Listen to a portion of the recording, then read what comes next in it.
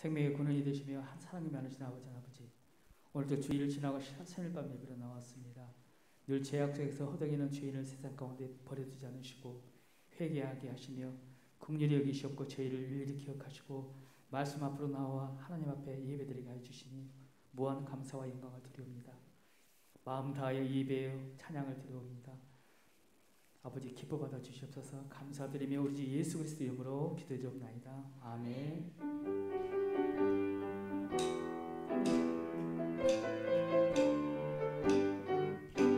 내 손을 주께 높이 드리나 내 찬양 받으시느니 내 마음을 주께 활당하리나 내 찬양 받으시느니 슬픔 대신 희락을 내 대신 화관을 근심 대신 찬송을 찬송의 옷을 주셨네. 이 손을 주께 높이 드리나 내 찬양 받으시느니 내 마음을 주께 활당합니다. 내 찬양 받으실 내 손을 주께 높이 드리나 내 찬양 받으시느니 내 마음을 주께 활당합니다. 내 찬양 받으실 슬픔 대신 희락을 내 대신 화관을 근심 대신 찬송의 옷을 주셨네. 내 손을 주께 높이 드리나 내 찬양 받으시느니 내 마음을 주께 활당합니다. 내 찬양 받으실 주님 문들아 보이들어라 들릴지어다 영원한 문들아 영광의 왕 들어가시도록 영광의 왕 들어가신다. 문들아 머리 들어라 들릴지어다 영원한 문들아 영광의 왕 들어가시도록 영광의 왕 들어가신다. 영광의 왕이시죠 강하고 능하신 스모나 전쟁에 능하신 스시라 나 찬양 드리하시나. 왕께 만세 왕께 만세 왕께 만세 당신은 영광의 왕이라 나 찬양 왕께 만세 왕께 만세 왕께 만세 당신 영광의 왕이라 나 찬양 위대하시다. 나 표현 못해도 나 표현하리라 나 고백 못해도 나 고백하리라 나 할 수 없어도 나 알아가리라 나 닮지 못해도 나 닮아가리라 나 표현 못해도 나 표현하리라 나 고백 못해도 나 고백하리라 나 할 수 없어도 나 알아가리라 나 함지 못해도 나 닮아가리라. 이 사랑 얼마나 아름다운지 그 사랑 얼마나 날 부럽게 하는지 그 사랑 얼마나 크고 놀라운지 그 사랑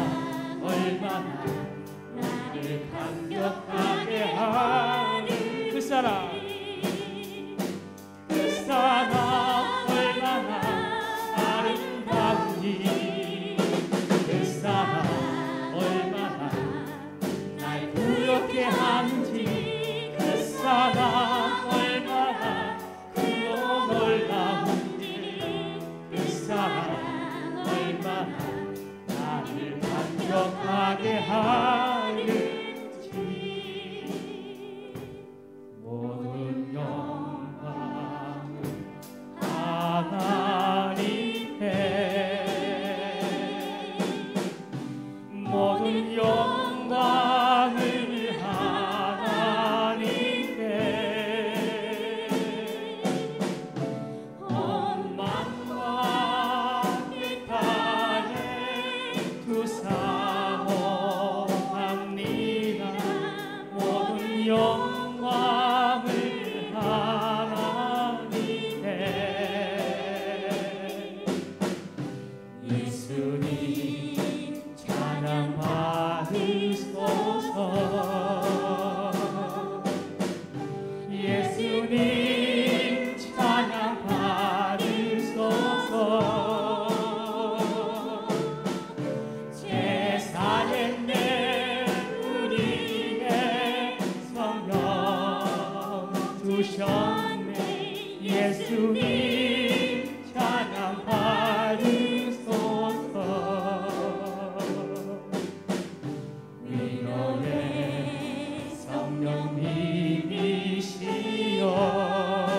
성령님이시여 위로의 성령님이시여 우리 안에 계셔서 그 인도하셨네. 위로의 성령님이시여 모든 영광을 하나님께 모든 영광을 하나님께 모든 영광을 하나님께 온 만과 그 땅에 두사모합니다. 모든 영광을 하나님께 예수님 찬양 받으소서. 예수님 찬양 받으소서. 제사했네 우리의 성령 주셨네. 예수님 찬양 받으소서. 위로의 성령이 위로의 성령님이시여 위로의 성령님이시여 우리 안에 계셔서 그 인도하셨네. 위로의 성령님이시여.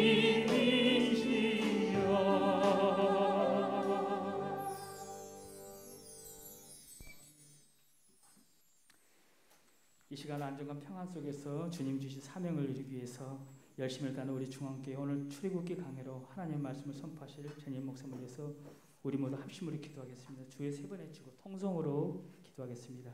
주여 주여 주여. 아버지 하나님 오늘 아버지를 사모하여 이 시장단 앞에 나온 저희들을 기억하여 주셔서 사탄 마귀에 사로잡혀 있는 이 세상에서 저희들을 지켜 보호하며 주시옵소서. 또한 지금의 때를 확실히 분별하여 말씀 안에 생명이 있음을 저희들이 분명히 알게 하여 주시옵고 주시는 말씀을 온전히 생각과 마음에 새기는 착한 백성되게 하여 주시옵소서. 아버지 세계 곳곳 그리고 온 나라가 아직도 코로나와 물난리로 인해서 큰 환난과 혼돈 속에 빠져 있습니다. 아버지 속히 이 난국을 물리쳐 주시옵소서. 온전히 예배를 회복시켜 주시옵소서. 아버지 또한 저희들 각자의 사정으로 어려움과 환경 속에 있습니다. 한없이 연약하고 부족하여도 오직 말씀을 붙잡고 반석과 같은 믿음으로 승리할 수 있도록 인도하여 주시옵소서.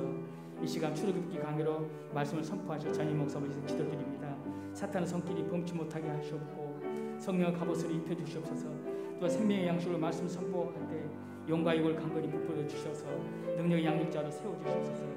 말씀을 통해 저희들이 구원의 확신을 가지고 살아가며 올바른 믿음의 일꾼으로 거듭나게 하셨고 저희의 삶이 변화되게 하여 주시옵소서. 이 시간 말씀을 드릴 때 헛되이 저는 성령 없게 심령 없게 하셨고 생기의 말씀으로 양식 삼아 이 한 주간도 살아가야 해 주시옵소서.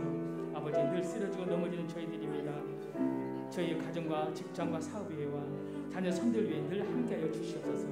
아버지, 간절히 바랍니다. 예배를 준비하며 찬양을 드리는 모든 성도들 낮은 자들에게 하옵시고 외식이 없게 하옵시고 겸손한 자들 전심을 다하여 오직 아버지 영광만을 위해서 찬양하게 하여 주시옵소서. 이 시간 마음 아파요 정성 다해 예배하시옵소서. 아버지, 기뻐 받아 주시고 홀로 영광 받아 주시옵소서.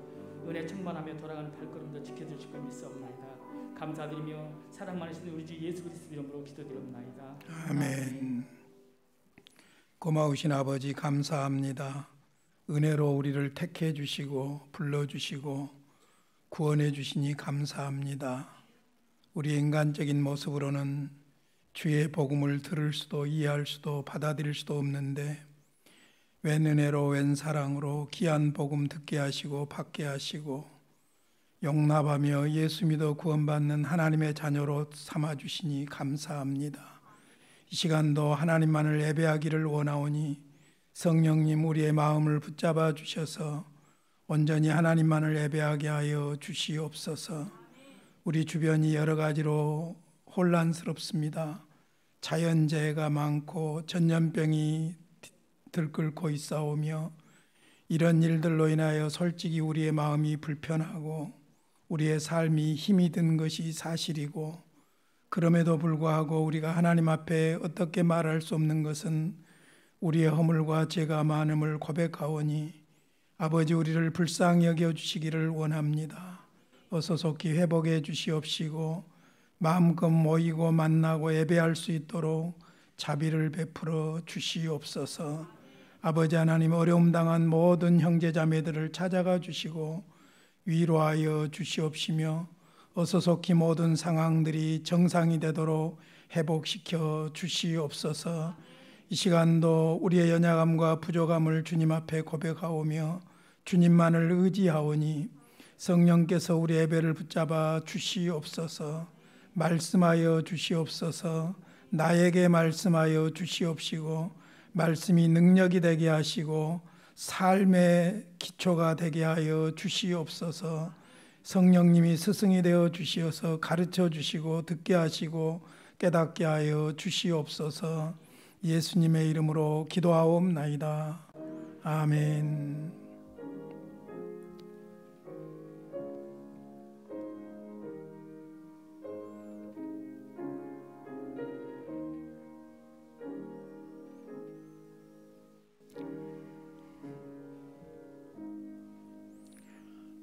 감사합니다. 8월 15일 토요일이 광복절입니다. 우리 광복절을 생각하면서 나라를 위해서 기도할 수 있기를 바랍니다. 그 홍수에다가 또 코로나까지 덮쳐서 여러 가지 어려움이 많은데 그래도 실망하지 말고 기도하실 수 있기를 바라고, 홍수 때문에 코로나를 잊을까 두렵습니다. 끝까지 우리가 방심하지 말고 방역 수칙들을 잘 지켜주시면 고맙겠습니다. 우리 옆 사람과 인사하시죠. 반갑습니다. 감사합니다. 표정은 하나도 안 반가운 것 같은데 하여간 반갑습니다. 하나님 말씀 보겠습니다. 출애굽기 6장으로 가겠습니다. 출애굽기 6장 2절부터 보겠습니다. 2절부터 9절까지. 주보에는 6장 6절부터 나와 있습니다만은 좀 이해를 돕기 위해서 6장 2절부터 9절까지 같이 한 목소리로 보겠습니다. 시작. 하나님이 모세에게 말씀하여 이르시되 나는 여호와이니라. 내가 아브라함과 이삭과 야곱에게 전능의 하나님으로 나타났으나 나의 이름을 여호와로는 그들에게 알리지 아니하였고 가나안 땅 곧 그들이 거류하는 땅을 그들에게 주기로 그들과 언약하였더니 이제 애굽 사람이 종으로 삼은 이스라엘 자손의 신음소리를 내가 듣고 나의 언약을 기억하노라. 그러므로 말하기를 나는 여호와라. 내가 애굽 사람의 무거운 짐 밑에서 너희를 빼내며 그들의 노역에서 너희를 건지며 편팔과 여러 큰 심판들로서 너희를 속량하여 너희를 내 백성으로 삼고 나는 너희 하나님이 되리니 나는 애굽 사람의 무거운 짐 밑에서 너희를 빼낸 너희 하나님 여호와인 줄 너희가 알지니라. 내가 아브라함과 이삭과 야곱에게 주기로 맹세한 땅으로 너희를 인도하고 그 땅을 너희에게 주어 기업을 삼게 하리라. 나는 여호와라 하셨다 하라. 모세가 이와 같이 이스라엘 자손에게 전하나 그들이 마음의 상함과 가혹한 노역으로 말미암아 모세의 말을 듣지 아니하였더라. 아멘. 한 군데 더 보겠습니다. 출애굽기 19장입니다. 출애굽기 19장은 1절부터 6절까지 보겠습니다. 출애굽기 19장 1절부터 6절까지 110쪽입니다. 같이 보지요. 시작.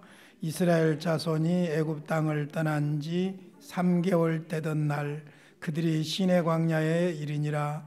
그들이 르비딤을 떠나 시내 광야에 이르러 그 광야에 장막을 치되 이스라엘이 거기 산 앞에 장막을 치니라. 모세가 하나님 앞에 올라가니 산에서 그를 불러 말씀하시되 너는 이같이 자손들에게 말하라. 내가 애굽 사람에게 어떻게 행하였음과 내가 어떻게 독수리 날개로 너희를 업어 내게로 인도하였음을 너희가 보았느니라. 세계가 다 내게 속하였나니 너희가 내 말을 잘 듣고 내 언약을 지키면 너희는 모든 민족 중에서 내 소유가 되겠고 너희가 내게 대하여 제사장 나라가 되며 거룩한 백성이 되리라. 너는 이 말을 이스라엘 자손에게 전할지니라. 아멘. 2019년 7월 달에 창세기 강의를 시작했는데 지난주까지 창세기 강의를 마무리했습니다. 이제 오늘부터 출애굽기 강의를 하도록 하겠는데 오늘은 특별히 출애굽기를 우리가 잘 이해하기 위해서 서론적인 부분들을 좀 설명을 하도록 하겠습니다. 명칭의 유래가 어떻게 된 것인가, 저자가 누군가, 연대가 어떻게 되는가, 그리고 출애굽기의 전체적인 개요가 어떤 상황인가, 이런 것들을 서론적으로 좀 공부를 하게 되면은 여러분들께서 출애굽기를 강론으로 들어갈 때에 아마 이해가 더 쉬울 줄로 믿습니다. 그래서 성경을 공부할 때는 구약과 신약으로 나누지 말고 성경 전체를 하나의 구속사적인 사건으로 보셔야 돼요. 전체를 보고 그 다음에 구약을 보고 신약을 보고, 그리고 구약과 신약 속에서도 각 책들을 보고 각 책들 중에서도 대개 보면 큰 개요가 전반부와 후반부로 이렇게 나눠지고 그 전반부와 후반부 속에서 각 장마다 주신 메시지들이 연결되어 있는 것을 볼 수 있죠.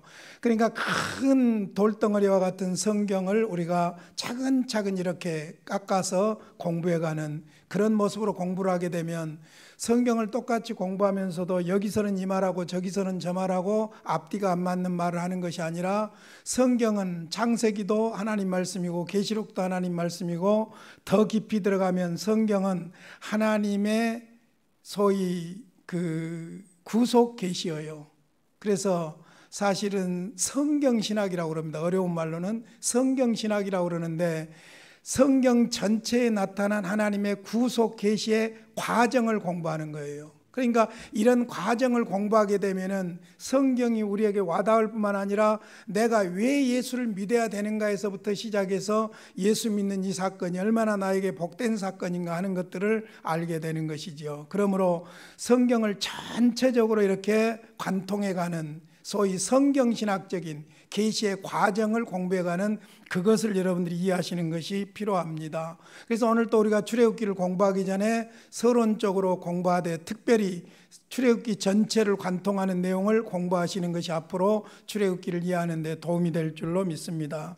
자, 먼저 출애굽기 명칭에 대해서 좀 말씀을 드리겠습니다. 우리 성경은 출애굽기라고 되어 있습니다. 그런데 원래 히브리어로 기록된 히브리 성경의 이 출애굽기의 명칭은 뭐냐면은 웨엘레 쉐못 그럽니다. 웨엘레 쉐못이라는 말은 무슨 말이냐면은 히브리어 성경의 첫 글자가 이거예요. 근데 왜 엘레 쉐못이라는 말이 무슨 말이냐면 왜 그리고 웰레 이것들은 쉐못 이름들이다. 어디서 온 거냐면은 출애굽기 1장 1절을 보시면은 그렇게 돼 있죠. 야곱과 함께 각각 자기 가족을 데리고 애굽에 이른 이스라엘 아들들의 이름은 이러하니라. 아들들의 이름은 이러하니라. 그러니까 히브리어로 첫 단어가 왜 엘레 쉐못으로 나타나 있어요. 그러니까 그냥 그 첫 글자를 책 이름으로 정한 겁니다. 그러니까 히브리 성경은 왜 엘레 쉐못이다. 그런데 이제 히브리어를 헬라어로 번역한 70인역이라고 그래요. LXX라고 그러는데 이 70인역에서는 엑소도스라고 씁니다. 엑소도스. 문자 그대로 탈출기 그 말이죠. 탈출기. 그래서 사실은 엑소도스 그 말은 탈출한다 그 말이지 않습니까? 여기에서 이제 모든 번역 성경들이 엑소도스에 근거해 가지고 우리나라 성경으로 번역을 할 때에는 우리나라 번역한 어른들이 한문 세대이기 때문에 나갈 애굽기 그랬어요. 애굽에서 나가기. 그런데 요즘 현대식으로 만약에 성경을 번역했다면 이름을 어떻게 지을 것 같아요? 출이라는 한문이라는 어려운 말을 안 쓰고 이집트에서 나가기 뭐 이런 식으로 번역을 했겠죠. 그러니까 이집트에서 나온다 해가지고 출애굽기다 그렇게 했다는 것입니다. 그래서 70인역의 영향에 의해서 영어 성경이나 대부분의 번역 성경들이 그렇게 번역을 했고 우리말에는 출애굽기다 그렇게 정했다는 겁니다.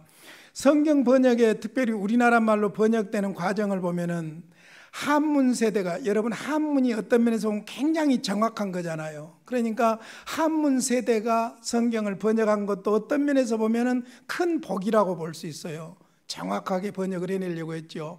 세계적으로 없는 번역이 뭐냐면은 요한복음 14, 15, 16장에 보면 보혜사라는 말이에요.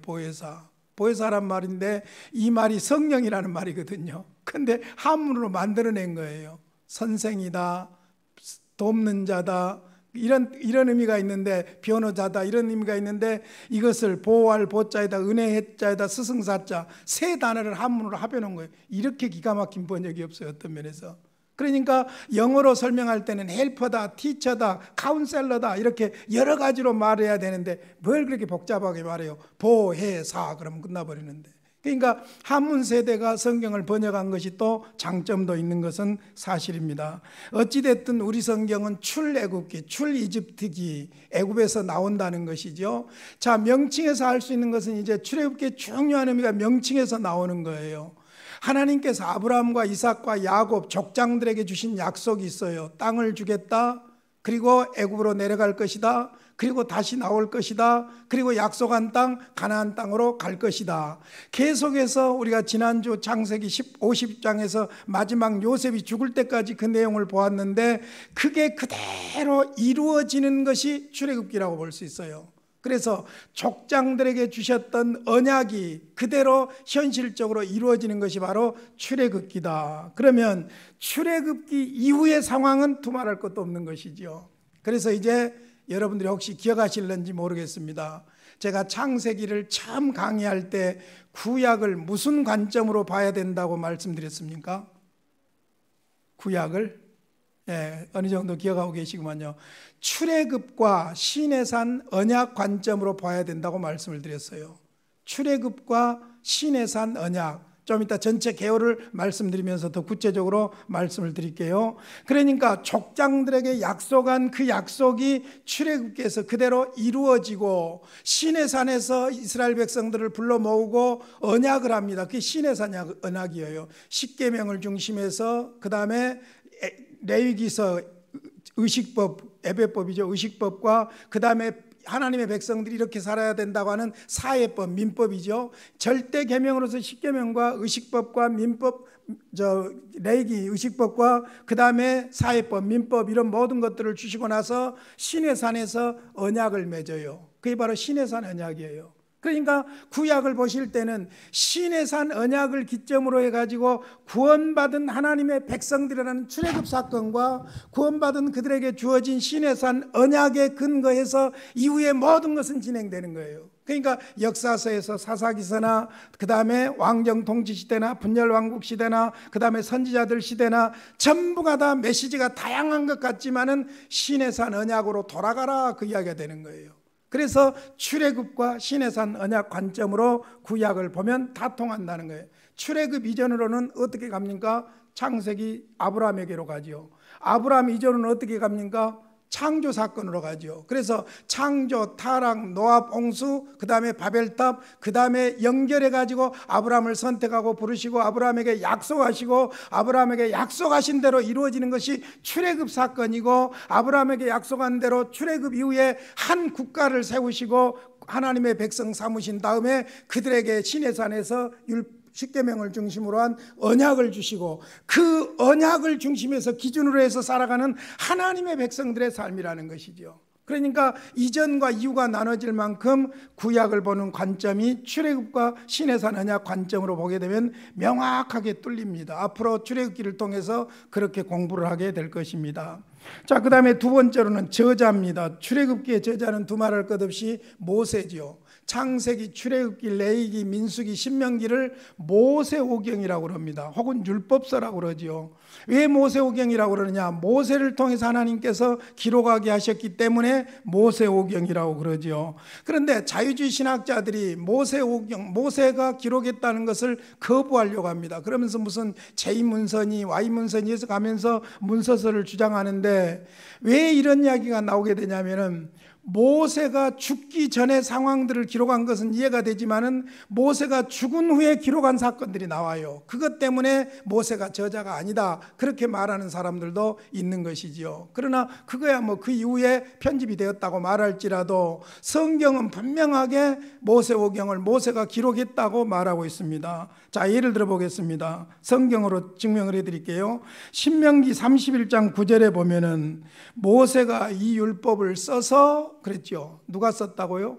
모세가 율법을 써서 여호와의 언약궤를 매는 레위 자손 제사장들과 이스라엘 모든 장로들에게 주고, 그래서 모세가 썼다, 성경이 분명히 말하고 있어요. 그 다음에 31장 신명기 똑같은 24절에 보면 모세가 이 율법의 말씀을 다 책에 써서 마친 후 그랬어요. 모세가 썼다고 분명하게 말합니다. 역사서에서도 그것을 증명하고 있는데 열왕기상 2장 3절에 보면은 다윗이 솔로몬에게 한 말 중에 이런 말이 나옵니다. 계명과 율례와 모세의 율법에 기록된 대로 지키라.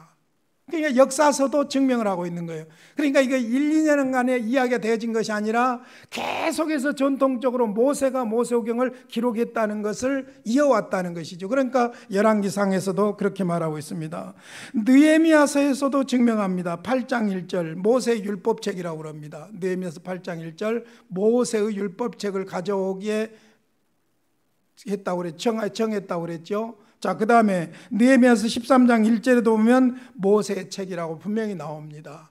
자, 이런 모든 증언들보다 더 확실한 증언이 뭐냐면 예수님이 모세가 기록했다고 인정을 하고 있습니다. 자, 마가복음 7장 10절에 보면은 출애굽기 20장 12절이나 21장 17절이나 3장 6절 등을 인용하고 있습니다. 인용하면서 마가복음 7장 10절에 뭐라고 하냐면은 모세는 내 부모를 공경하라 하고 인용을 하고 있어요. 모세는 내 부모를 공경하라고. 어디를 인용합니까? 출애굽기 20장 십계명을 인용하고 있는 거예요. 모세가 그랬다는 거예요.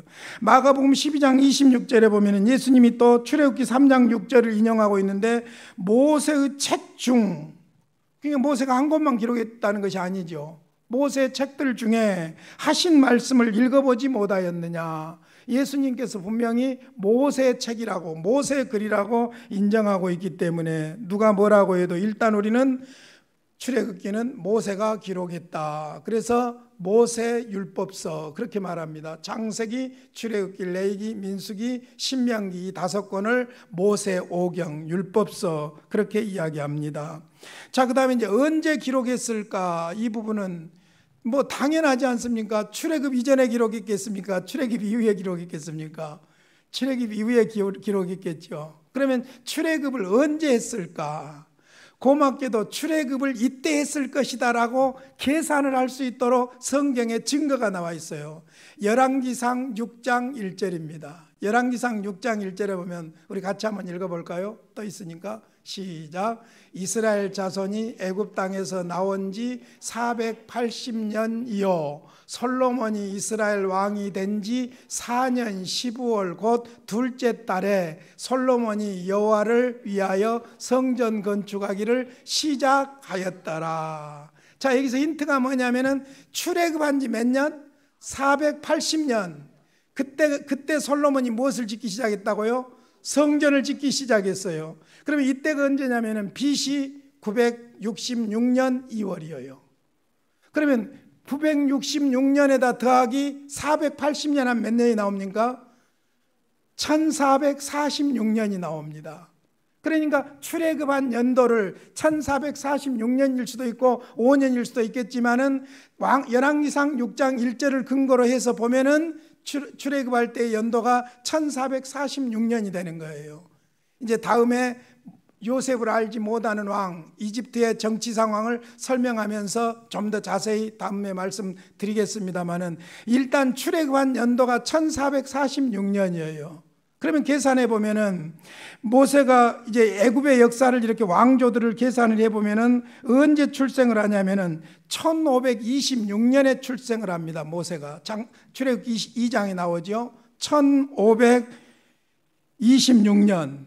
그러면 80세에 하나님의 부르심을 받았으니까 계산해 보면은 1400 빼기를 해야 되니까 1446년이 나오는 것이죠. 그러니까 어찌됐든 1446년 이후 시내산에서나 아니면 그 이후 모압 평지에서나 어디에서나 썼을 것이다. 몇 월, 몇 일, 몇 시에 썼냐 그것까지는 도저히 알 수가 없고 어찌됐든 1446년 이후에 썼을 것이다. 그렇게 보는 것입니다. 계산이 앞뒤가 성경이 정리할 수 있도록 다행히 나와 있지요. 자, 그러면 출애굽기의 기록 목적은 무엇이고 주제가 무엇일까? 기록 목적은 하나님께서 약속하신 대로 이스라엘 백성들을 구원하신다 그 이야기예요. 그리고 구원하시고 하나님의 백성을 삼으시고 그들에게 다시 약속을 새롭게 해주시는데 그게 뭐냐? 시내산 언약이에요. 아브라함과 이삭과 야곱과 맺었던 모든 언약이 이제 한 국가 한 민족을 출애굽 이후에 이루면서 시내산에서 언약을 맺게 되는 거예요. 그래서 사실은 성경을 보면 재밌는 것이 전부가 언약이에요. 하나님과 아담과 언약이죠. 노아하고 언약이죠. 아브라함과 언약이죠. 전부가 언약이에요. 그래서 이제 여러분들이 주일 오후마다 하는 교리 공부에도 보면은 인간론에서도 마지막 결정적으로 중요한 것은 언약과 관련이 돼요. 행위 언약이 무엇이냐, 구속 언약이 무엇이냐, 은혜 언약이 무엇이냐, 이걸 이해해야 내가 받은 구원에 대해서 직감을 하고 감격할 수 있어요. 아, 이게 구원이 보통 사건이 아니라 이게 놀라운 하나님의 영원한 구속 경륜이구나. 하나님의 놀라운 하나님의 영원한 구속 사역이구나. 그걸 여러분들이 느끼게 되는데 성경 전체가 약속이에요. 언약이에요. 오직하면 구약, 신약이겠습니까? 그래서 뭐 약을 2첩 먹어야 된다고 그러다 보면은 성경이 희박해지니까 그런 말 쓰지 마세요. 그런 먹는 약이 아니에요. 약속이에요, 약속. 그러니까 언약으로 전부 연결되어지는데 출애굽기에서 여러분들이 앞으로 명심해야 될 것이 구원과 1장에서 18장까지 구원의 역사가 나와요. 19장부터 24장까지 시내산 언약이 나오고 19장부터 마지막 40장까지 이제 하나님의 백성들을 하나님께서 인도하시는 과정이 나오는 거예요. 그런 측면에서 출애굽기의 목적은 구원과 하나님의 백성들과의 교제다. 그것을 위해서 하나님께서 출애굽기를 주셨다. 그래서 오늘 제가 두 구절을 소개해드린 이유가 있어요. 두 장면을. 출애굽기 6장 6절로 8절을 먼저 보고 그 다음에 19장을 보겠는데요. 6장 6절로 8절은 무엇이냐면 하나님이 구원하시겠다는 약속이에요. 읽기 전에 먼저 설명을 좀 드리면은 두 번 이 약속을 합니다. 출애굽기 3장에 보면 하나님께서 딸기나무 불꽃 가운데서 나타나셔가지고 모세에게 명령을 하십니다. 나는 아브라함과 이삭과 야곱의 하나님이다. 나는 야곱과 아브라함과 이삭이 약속한 대로 너희들을 가나안 땅 7 족속이 사는 그곳으로 인도할 것이다. 네가 그 일을 하게 될 것이다 라고 모세를 부릅니다. 3장에서. 근데 거기서는 모세에게 개인적으로 말씀하신 내용이에요. 이제 모세가 안 간다고 몸부림을 치죠. 한 번, 두 번, 세 번, 네 번 계속해서 나는 못합니다. 입술이 뻣뻣합니다. 둔합니다. 별 핑계를 다 해도 하나님이 어쩝니까? 끝까지 잡고 가라고 그러지요. 그래 갔어요. 바로 앞에 갔더니 말이 씨알도 안 먹힙니다. 우리 하나님이 내 백성 보내라겠다.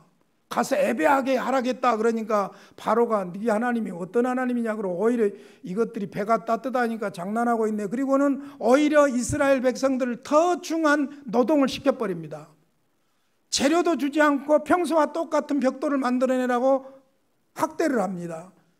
그런 상황에서 이제 모세가 실망하고 또 돌아와요. 올 때 백성들을 만납니다. 백성들이 모세를 향해서 원망합니다. 당신 때문에 우리가 더 곤욕을 치르게 됐다라고 말할 때에 6장 6절부터 이제 하나님께서 모세에게 공식적으로 이야기하는 거예요. 자, 같이 한번 다시 읽어보겠습니다. 6장 6절부터입니다. 다시 한번 읽어보시죠.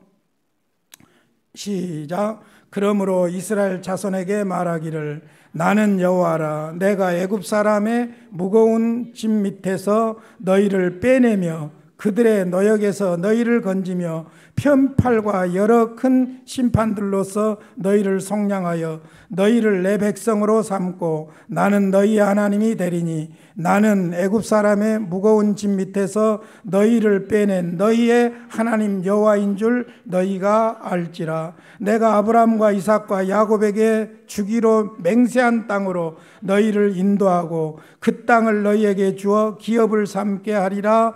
나는 여호와라 하셨더라. 자, 먼저 핵심이 뭡니까? 애굽에서 핍박받는 데서 건져내겠다. 구원. 그러죠? 구원하겠다. 그것이 6절로 7절에서 약속되어지죠. 그 다음에 구원해내서 어떻게 하느냐? 너희 조상 아브라함과 이삭과 야곱에게 400여 년 전, 아니 그보다도 아브라함에게는 500여 년 전, 그렇게 오래전에 약속했던 아브라함과 이삭과 야곱에게 약속한 땅으로 인도하겠다. 그 약속한 땅이 어디예요? 가나안 땅이죠. 가나안 땅으로 인도하겠다. 그러면서 사인을 합니다. 나는 여호와니라. 계속해서 나는 여호와다 이 말을 강조해요. 왜 강조했을까요? 도저히 불가능한 이야기예요. 도저히 불가능한 이야기예요. 하나님이 아니면 풀 수가 없는 상황이에요. 그러니까 모세도 솔직히 말해서 못 믿고 그러니까 못 간다고 그랬고 백성들은 이제 우리는 더 죽었다 하는 상황이고 그러니까 나다 나 하나님이다. 내가 하나님이다. 이야기를 강조하는 거예요. 너희들이 생각할 때는 불가능하게 보이지만은 나는 분명히 그렇게 하겠다. 그런데 9절에 보니까 백성들의 노역이 심하기 때문에 어쨌다고요? 모세의 말을 듣지 않았다고 그랬어요. 듣지 않았단 말은 믿지 않았다는 말이죠. 그러니까 출애굽기의 기록 목적은 첫째, 구원하시고 가나안 땅으로 인도하시는 거예요. 구원하시고 가나안 땅으로 인도하시는 것이다. 그러면 두 번째 아주 중요한 주제가 있는데 그게 뭐냐면 단순히 구원하시고 가나안 땅으로 인도하시느냐? 아니다. 인도하시는 과정에서 중요한 것이 있는데 그게 뭐냐? 하나님과 이스라엘 백성과의 관계예요. 구원해낸 하나님이 너희의 하나님이 되고 아버지가 되고 너희는 내 아들이 된다. 자녀가 된다. 그러므로 내가 이제부터 너희들을 뭐한다? 책임진다. 그래서 책임지고 어떻게 하느냐? 가나안 땅으로 인도한다. 그러기 위해서 이제 시내산에서 언약을 맺는 거예요. 모세를 먼저 불러 올려가지고 십계명과 의식법과 민법을 주고 나서 24장에서 온 민족과 함께 하나님께서 시내산에서 언약을 맺습니다. 이후에 여러분 이제 재밌는 사건이에요. 이후에 출애굽기 24장 시내산 언약 이후에 하나님은 그 시내산 언약을 그대로 지키십니다. 그런데 이스라엘 백성이 어쩝니까? 계속해서 어깁니다. 계속해서 어깁니다. 그러니까 사사시대 그 엄청난 하나님 앞에 징벌받고 채찍 맞으면 또 돌아오고 그리고 또 회개하면 하나님이 원상복귀시키고 이게 반복되고 그래 이제 사사시대 무너져버리고 왕정통치시대가 와가지고 왕정통치시대에도 하나님을 섬기는 왕이 나오고 배반하는 왕이 나오고 우상을 숭배하는 왕이 나오고 그때마다 하나님께서 징계 채찍을 드시고 왜? 시내산 언약대로예요. 그때마다 역사서에서 이제 선지자들이 등장하는데 선지자들의 메시지는 무엇이냐? 에레미야 힘들죠. 어렵죠. 이야기. 에스겔 이야기 힘들고 어렵죠. 그러나 여러분 그게 아니에요. 결국 에레미야나 에스겔이나 다니엘이나 모든 선지자들의 메시지의 핵심은 뭐냐면 딱 하나예요. 시내산 언약으로 돌아가거라 그거예요. 새로운 말 하고 있는 것이 아니에요. 너희들이 시내산 언약을 어기고 하나님을 떠났고 우상을 숭배하니까 채찍을 당하게 돼 있다. 시내산 언약으로 돌아가거라 그거예요. 그러니까 구약을 따로따로 떼서 보면 안 돼요. 하나의 일목요연한 성경 신학이에요. 하나님의 계시의 과정을 그대로 밝혀주고 있어요. 점점 확실하게요. 그 내용이죠. 그래서 이제 구원하시고 끝나는 것이 아니라 계약을 맺으셔요. 그것이 19장에서 20장에서 24장까지 시내산 언약이죠. 그 핵심적인 말씀을 이제 하나님께서 13장, 14장에서 출애굽하고 15장에서 모세를 통해서 구원의 노래를 부르고 그리고 이제 18장까지 시내산 앞에 옵니다. 그리고 이제 19장에서 시내산 앞에 텐트를 치고 온 민족이 텐트를 치고 모세는 산 위로 불러 올립니다. 그리고 이제 20장부터 모세에게 십계명을 주기 시작합니다.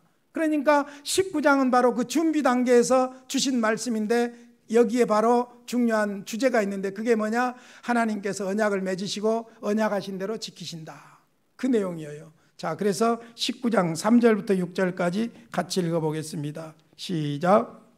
모세가 하나님 앞에 올라가니 여호와께서 산에서 그를 불러 말씀하시되 너는 이같이 야곱의 집에 말하고 이스라엘 자손들에게 말하라. 내가 애굽 사람에게 어떻게 행하였음과 내가 어떻게 독수리 날개로 너희를 업어 내게로 인도하였음을 너희가 보았느니라. 세계가 다 내게 속하였나니 너희가 내 말을 잘 듣고 내 언약을 지키면 너희는 모든 민족 중에서 내 소유가 되겠고 너희가 내게 대하여 제사장 나라가 되며 거룩한 백성이 되리라. 너는 이 말을 이스라엘 자손에게 전할지니라.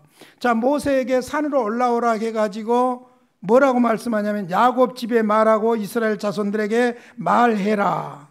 내가 애굽 사람에게 어떻게 행하였음과 이것은 이제 10가지 재앙이 내리고 마지막 장자 죽임을 당하고 이스라엘에서 나왔던 모든 장면, 그 다음에 홍해를 건넜던 모든 장면, 이것을 다 겪은 후여요. 그러니까 내가 맹세한 하나님 여호와인 줄 너희가 죄송합니다. 어떻게 행하였음과 애굽 사람에게 어떻게 행하였음과 내가 어떻게 독수리 날개로 너희를 업어 내게로 인도하였음을 너희가 보았느니라.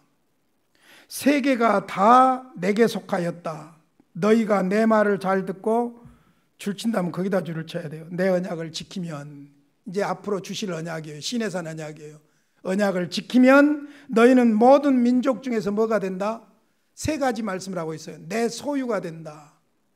간단한 이야기가 아니에요.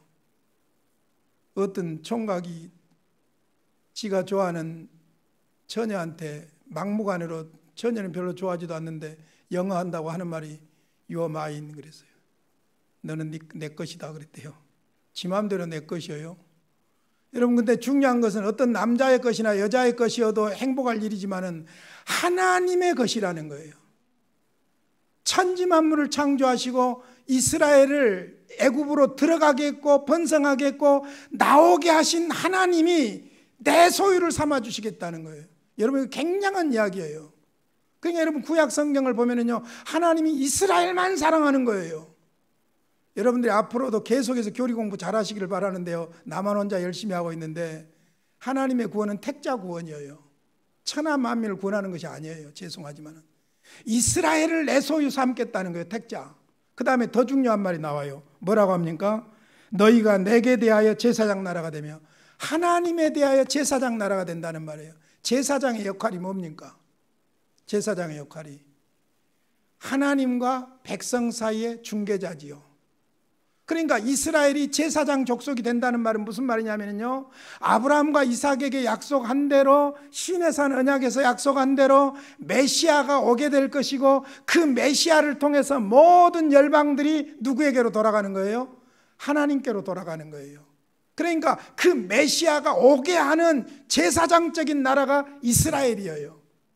그러니까 이스라엘의 존재 목적은 무엇이냐면은 메시아를 오게 하는 거예요. 아브라함의 후손으로서 아브라함의 씨 메시아가 대한민국을 통해서 오는 것이 아니라, 미국을 통해서 오는 것이 아니라 이스라엘이라는 선택된 나라를 통해서 오는 거예요. 그러니까 너희는 내 소유가 되고 나에 대하여 제사장 나라가 된다. 그러니까 여러분, 이스라엘은 중요한 사명이 하나 있는데 그게 뭐냐? 메시아가 오게 하는 거예요.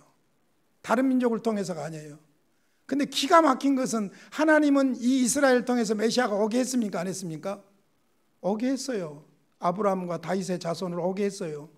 그런데 죄송하지만은 이스라엘은 이 메시아 예수를 어떻게 했습니까? 아이러니컬한 이야기예요. 배척했어요. 지금도 배척하고 있어요. 이스라엘은. 유대교는 지금도 예수, 기독을 배척하고 있는 거예요. 그러니까 마지막에 이제 주님이 재림하실 때 이스라엘이 이것을 깨닫고 돌아오게 되는 거예요. 그러니까 구원의 성경 신학의 그 뿌리를 보면은 이제 이스라엘 백성들이 버린 예수를 이제 복음이 이방 세계로 나가게 된 거예요.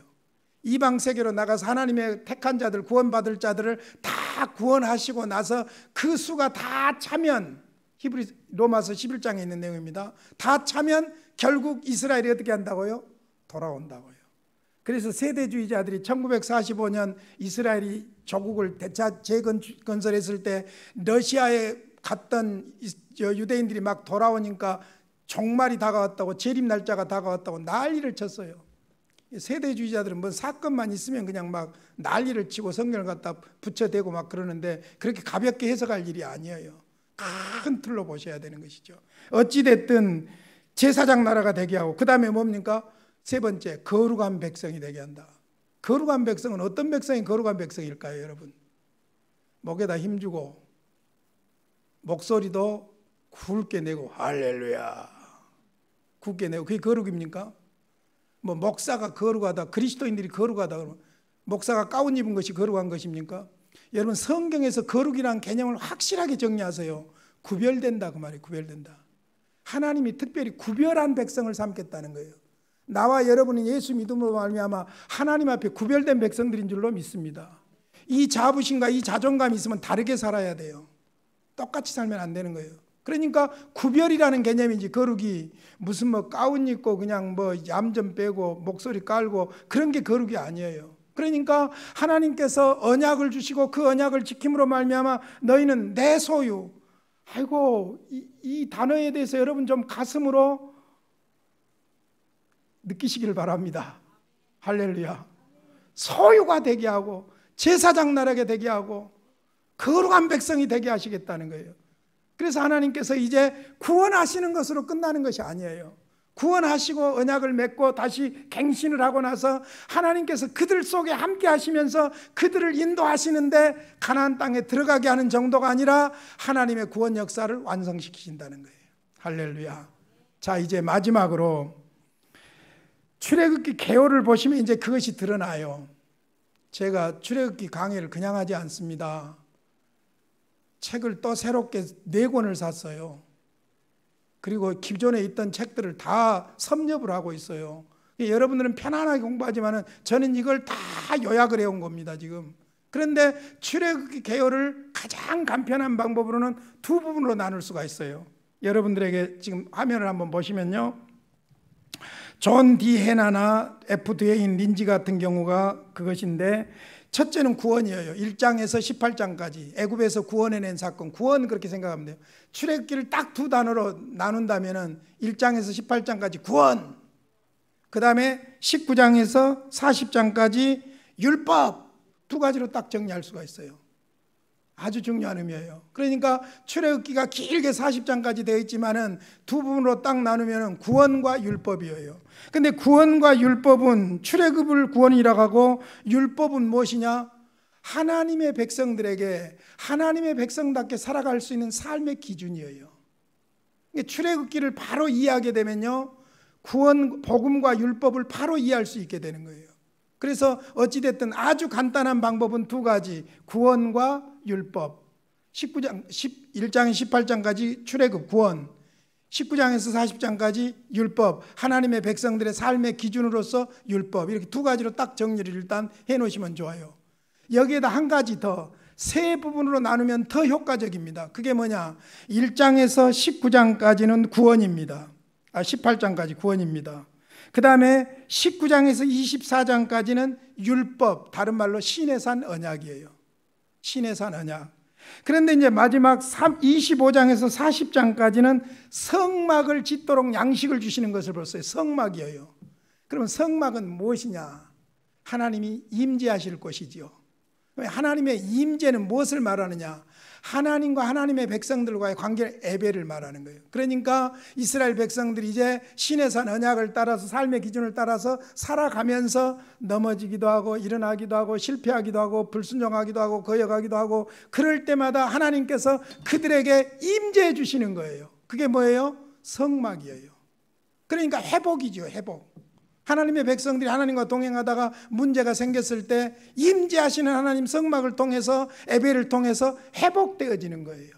그러니까 세 분야로 나누게 되면은 어떻게 연결이 되냐면은, 구원해 주셨고 이제 하나님의 백성답게 하나님의 백성의 삶의 기준인 율법을 따라 살아가는데, 그렇게 살지 못하고 늘 넘어지고 죄짓고 잘못되어질 때는 다시 어떻게 해요? 하나님의 임재 앞으로 오는 거예요.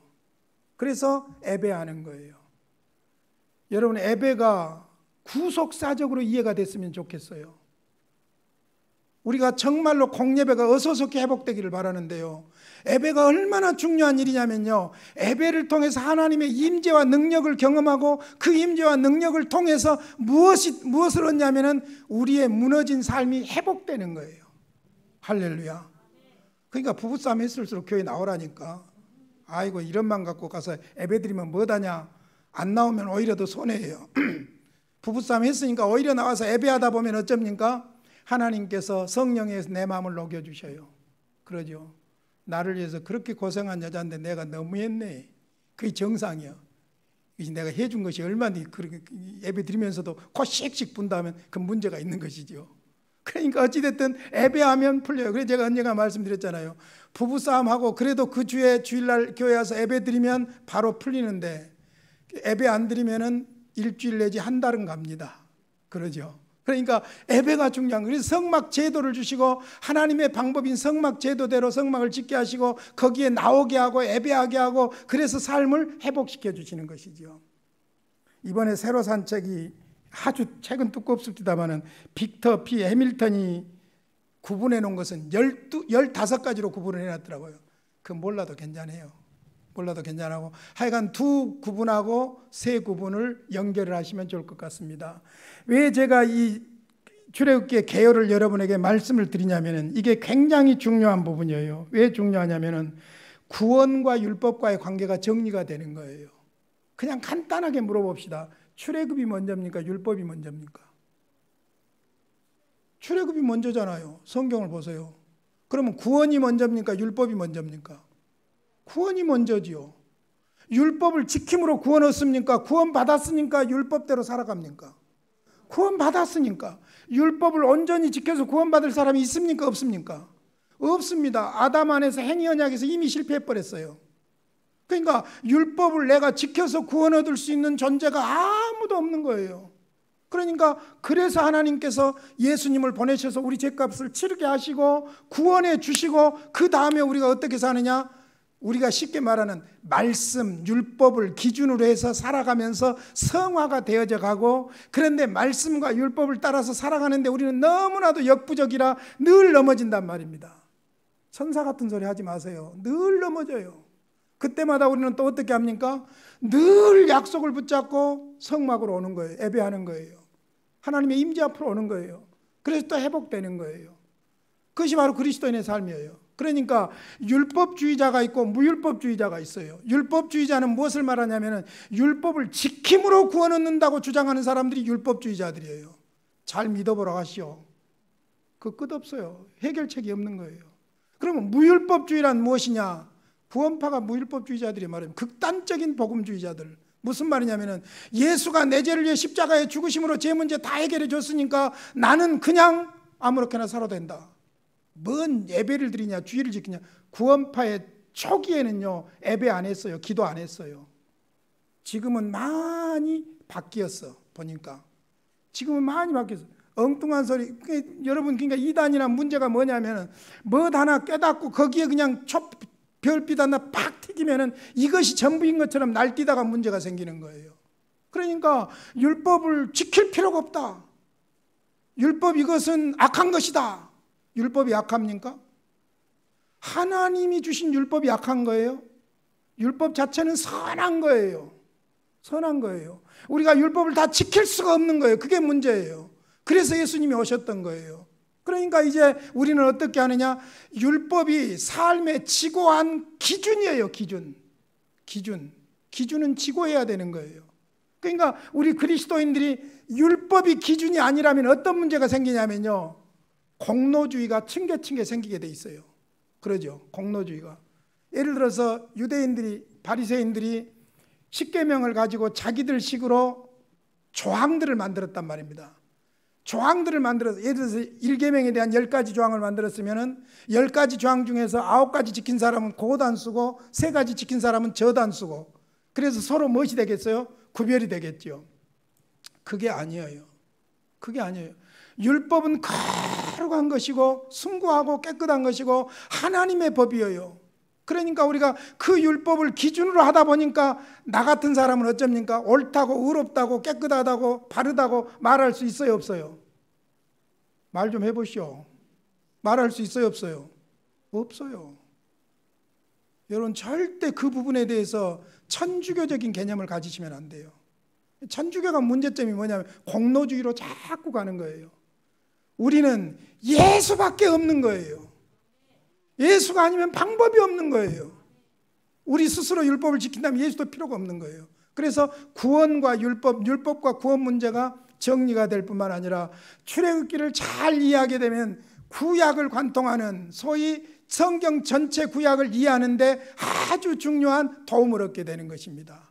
그래서 현재적으로 적용을 한다면 나와 여러분은 구원 받았습니다. 할렐루야.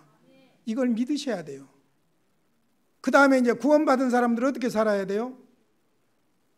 구원받은 사람답게 살아야 돼요. 그 기준이 뭐라고요? 신의 선언약, 율법이에요. 그러니까 율법을 지킴으로 구원 얻는다는 말이 아니라 구원받은 백성답게 산다는 것이지요. 말씀을 마치겠습니다. 출애굽기를 통해서 구원받은 성도의 삶을 이해하시기를 바랍니다. 은혜로 구원받았습니다. 전적으로 은혜예요. 여러분이 교리 공부를 해보시면 이제 알지만은 하나님의 구속 교리를 이해할 수가 없어요. 여러분, 받아들일 수가 없어요. 쉬운 예를 들어볼까요? 행위 언약에서 아담이 실패했잖아요. 그런데 은혜 언약으로 그리스도 안에서 우리가 구원받게 되잖아요. 그런데 하나님은 얄밉게도 어떻게 보면 아담이 실수할 걸 다 알고 계셨던 것 같아요. 왜? 창세전에 성부와 성자 사이에 언약이 있었어요. 구속 언약이. 네가 죄인들을 위해서 죽고 대신 성부는 그 예수를 믿는 사람들을 구원하기로. 이게 영원전 창세전에 있었던 구속은 이해가 됩니까? 이해가 되면 문제가 있는 거예요. 그러니까 재밌는 것은 여러분, 예수를 믿는 것은 전적으로 하나님의 은혜라는 것이 뭐냐면, 자칫 잘못하면 여러분이 무슨 생각을 하냐면은 에베소서 2장 8절 9절도 너희가 그 은혜를 인하여 믿음으로 말미암아 그 말이 뚜루페이스, 믿음이라는 방법이죠. 그러니까 내가 믿었다 그러니까 나에게 공로가 있는 것처럼 생각하지요. 아니에요. 믿어지게 하시는 거예요. 믿음까지도 은혜예요. 믿어지게 하시는 거예요. 그러니까 절대로 하나님의 성령이 아니면은 하나님의 구원 역사를 이해할 수도 없고 받아들일 수도 없어요. 여러분, 이걸 깨닫게 되면 어떤 일이 벌어지냐면요, 내가 예수 믿은 것이 얼마나 기가 막힌 기적인지 감격하게 되는 줄로 믿습니다. 은혜로 구원받았습니다. 은혜로 인도해 주십니다. 하나님의 은혜로 예배를 통해서 우리를 매 순간 회복시켜 주시는 줄로 믿습니다. 출애굽기를 공부하는 동안 이 은혜가 여러분 삶에 넘치시고 신앙을 바로 잡아가는 귀한 기회가 되시기를 주님의 이름으로 축원합니다. 고마우신 아버지, 감사합니다. 오늘부터 출애굽기를 공부하고자 합니다. 성령님 스승이 되어 주시옵시고 깨닫게 하여 주시옵소서. 예수님의 이름으로 기도하옵나이다. 아멘. 찬송가 521장입니다.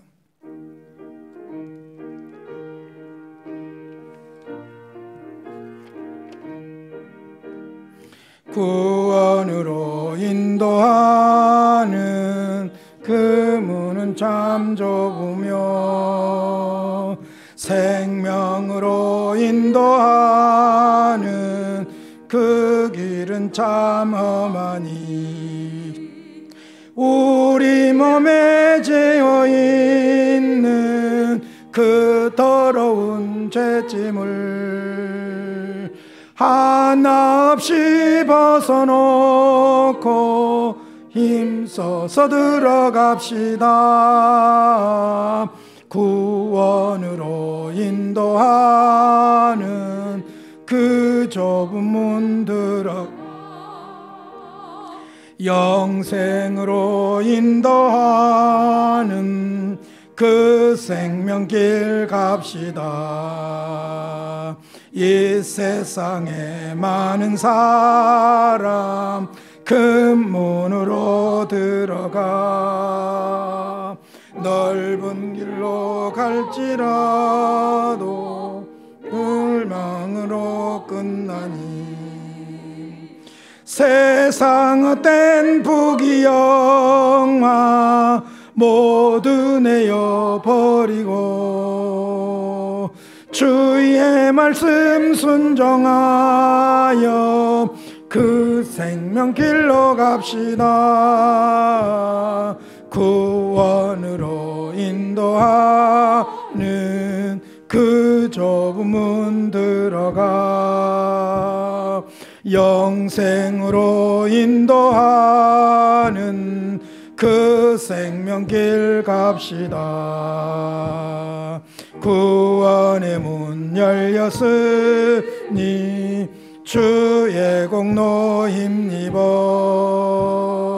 주저 말고 들어가서 생명길로 갑시다.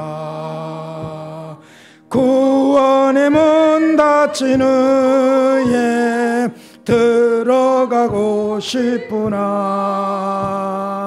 한 번 닫힌 구원의 문 또 열려지지 않으리. 구원으로 인도하는 그 좁은 문 들어가 영생으로 인도하는 그 생명길 갑시다. 할렐루야. 기도하겠습니다. 우리 주 예수 그리스도의 은혜와 하나님의 사랑과 성령의 교통하시며 인도하심이 나를 구원하시며 인도하신 하나님의 은혜에 감사하며 말씀 따라 순종하며 구원의 길 가기를 소원하는 주의 백성들 머리 위에 이제와 영원히 함께 있을지어다. 아멘.